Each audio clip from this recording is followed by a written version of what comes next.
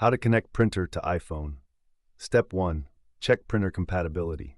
Confirm AirPrint support. Ensure your printer supports AirPrint. You can check the printer's documentation or the manufacturer's website. Step 2. Connect the printer to Wi-Fi. Use the printer's display panel. Navigate to the Wi-Fi settings. Connect the printer to your home Wi-Fi network. Without a display panel, use the WPS Wi-Fi protected setup button on your router and printer to pair them. Alternatively, follow the manufacturer's app instructions. Step 3. Connect your iPhone to the same Wi-Fi network. Make sure your iPhone is connected to the same Wi-Fi network as the printer. Step 4. Print from iPhone. Open the document photo. Use any app, Photos, Safari, Mail, etc., and open the document or image you want to print. Tap the share icon. Tap the share icon, a square with an arrow pointing up. Select Print. Scroll down and tap Print. Choose Printer. Tap Select Printer and choose your printer from the list.